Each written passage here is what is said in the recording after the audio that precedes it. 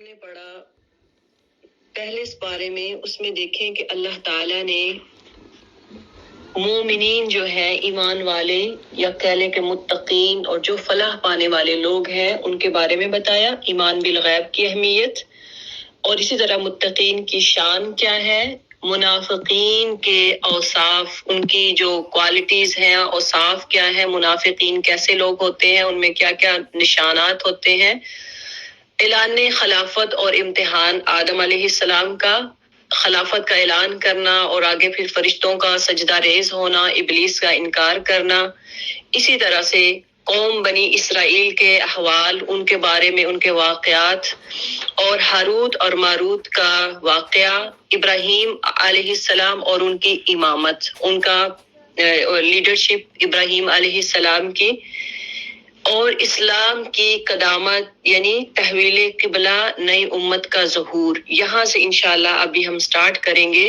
کہ تحویل قبلہ، اس کا حکم۔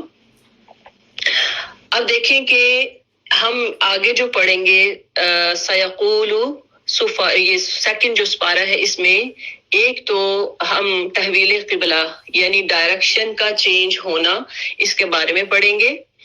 دوسرا جو ہے اس میں امت وسط جو ہے، درمیانی امت جو ہے، ان کے بارے میں اللہ تعالیٰ کیا ارشادات فرماتے ہیں، یہ امت وسط کون ہے، امت وسط بن کر شہادت علی الناس کا فریضہ ادا کرنا، شہادت علی الناس کیا ہے، اس کے بارے میں انشاءاللہ جو ہے وہ آپ پڑھیں گے۔ اب دیکھیں کہ اس کو سٹارٹ کرنے سے پہلے تحویل قبلہ کیا ہے، ڈائریکشن کا چینج ہونا۔ قبلہ بیت المقدس یعنی یروشلم سے کعبہ کر دیا گیا۔ کیسے ہوا کہ آپ صلی اللہ علیہ وسلم جب مکہ سے ہجرت کر کے مدینہ میں آئے تو اس وقت ان کا بڑا دل کرتا تھا کہ مکہ کی طرف، پہلے وہ نماز پڑھتے تھے جب مکہ میں تھے خانہ کعبہ کی طرف، تو اب جب مدینہ میں آئے تو یہود جو تھے وہ اپنی عبادت بیت المقدس کی طرف منہ کر کے کرتے تھے، تو ان کی جو عبادت کی ڈائریکشن تھی وہ بیت المقدس ہوا کرتی تھی، اور وہی آپ صلی اللہ علیہ وسلم نے بھی اسی ڈائریکشن کے حساب سے عبادت کرنا، نماز پڑھنا سٹارٹ کی۔ تو لیکن ان کا جو دل ہے وہ کرتا تھا کہ میں خانہ کعبہ کی طرف نماز رخ کر کے نماز پڑھا کروں۔ تو آپ صلی اللہ علیہ وسلم نے کوئی کمپلین نہیں کی، زبان سے وربلی کوئی ورڈ نہیں بولے، صرف آپ صلی اللہ علیہ وسلم کا چہرہ مبارک اپنا آسمان کی طرف کر کے، تو جیسے اللہ سے مخاطب ہو رہے ہیں لیکن زبان سے کچھ نہیں کہتے تھے، صرف آسمان کی طرف دیکھ لیتے تھے۔ اس کے بعد کیا ہوا کہ اللہ تعالیٰ نے آپ صلی اللہ علیہ وسلم کے چہرے کا دیکھنا، صرف آپ صلی اللہ علیہ وسلم دیکھتے تھے، خواہش تھی، تو دیکھیں کہ اللہ کی محبت اس سے ظاہر ہوتی ہے کہ اللہ اپنے نبی صلی اللہ علیہ وسلم سے کتنی محبت کرتے تھے۔ تو ساتھ ہی اللہ تعالیٰ نے حکم دے دیا کہ تحویل کعبہ کا، کہ تحویل قبلہ کا، کہ ڈائریکشن آپ اپنی چینج کر سکتے ہیں، بیت اللہ کی طرف کر سکتے ہیں۔ اور اس میں آپ یہ بھی پڑھیں گے کہ نیکی کیا ہے، نیکی کے بارے میں کہ نیکی کس کو کہتے ہیں۔ ہمارے ہاں جو ویلیوز، ہمارے ہاں جو نیکی ہے، ورچوز ہے، اس کا مفہوم کیا ہے۔ اللہ تعالیٰ ایمانیات کے بعد، جیسے آمنت باللہ و ملائکتی و کتب و رسولی، ان سارے ایمانیات کے بعد جو آپ کے ریلیٹیو ہیں، یتیم ہیں، مساکین ہیں، مسافر، سوال کرنے والوں کی مدد، قیدیوں کو آزاد کروانا، نماز، زکوٰۃ، وعدہ جو ہے پرومس کو پورا کرنا، اور تکالیف میں صبر کرنا۔ کوئی مشکل ہے، پرابلم ہے، if you're in sorrow then صبر۔ نیکی کا یہ تصور پورے دین، ایمان، عبادت، اخلاق اور معاملات پر یہ محیط ہے۔ نیکی کا مطلب کیا ہے کہ یہ ساری چیزیں، ایک تو ہمارا ایمان میں جتنی چیزیں جس پہ آپ ایمان لاتے ہیں وہ کتنی چیزیں ہیں، وہ نیکی ہے۔ دوسرا آپ عبادت کرتے ہیں، نماز، روزہ، زکوٰۃ، حج، عبادات میں ہر چیز وہ کیا ہے، نیکی ہے۔ آپ کا اخلاق، آپ کا بھائی بہنوں کے ساتھ، نیبر کے ساتھ، آپ کا اخلاق جو ہے وہ غیروں کے ساتھ، یہ بھی نیکی ہے۔ معاملات جو ہے، بزنس، آپ لین دین کسی سے کرتے ہیں، یہ سارا یہ کیا ہے، اگر آپ اس کو صحیح اسلام کے مطابق کریں گے تو all are virtues۔ اسی طرح سے اس کا لیس البر کا انشاءاللہ مفہوم آپ پڑھیں گے کہ نیکی کیا ہے، اس کی ڈیٹیل پڑھیں گے۔ اور اسی طرح سے امت محمد صلی اللہ علیہ وسلم کے بارے میں بتایا گیا کہ امت وسط ہے. امت محمدیہ کو امت وسط قرار دیا کہ یہ درمیانی امت ہے، اور اس کی بہت بڑی فضیلت بھی بتا دی، اور اس کے ساتھ فضیلت کے ساتھ ان کی ڈیوٹیز جو ہے، ذمہ داریاں ہیں، وہ بھی اللہ تعالیٰ نے بتا دیا کہ وَكَذَلِكَ جَعَلْنَاكُمْ أُمَّةً وَسَطًا لِتَكُونُوا شُهَدَاءَ عَلَى النَّاسِ وَيَكُونَ الرَّسُولُ عَلَيْكُمْ شَهِيدًا. یعنی تمہاری ڈیوٹیز کیا ہیں؟ اگر تم دنیا میں آئے، محمد صلی اللہ علیہ وسلم کی امت بنے، تو اب تمہاری ڈیوٹیز کیا ہے؟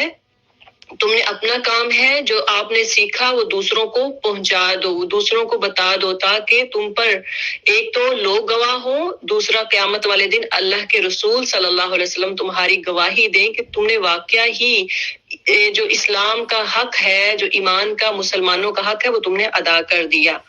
اسی طرح سے شہداء فی سبیل اللہ کے بارے میں بتایا. آپ پڑھیں گے کہ شہداء جو ہیں، جو مارٹرز ہیں، ان کو تم مردہ نہ کہو، بلکہ وہ زندہ ہے اور اللہ کے ہاں مرتبے پاتے ہیں. اسی طرح سے اس سے اگلے رکوع میں آپ پڑھیں گے آزمائشوں میں جو مومن ہے ان کا بیہیویئر کیسا ہوتا ہے. آزمائش آتی ہے تو وہ صبر کرتے ہیں، ٹیسٹ ہوتا ہے وہ صبر کرتے ہیں اور پاس ہو جاتے ہیں، اور ساتھ ہی وہ انا للہ و انا الیہ راجعون کہتے ہیں.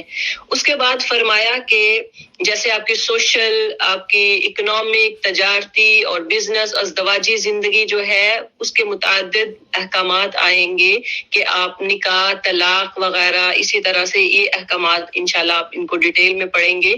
اسی طرح سے حرام کس کو کہتے ہیں؟ حرام میں جیسے مردار کا گوشت ہے، بہتا ہوا خون ہے، لحم خنزیر ہے، اور غیر اللہ کے نام پر ذبح کرنا، نام یہ مرادی مانگنا یا جانور ذبح کرنا.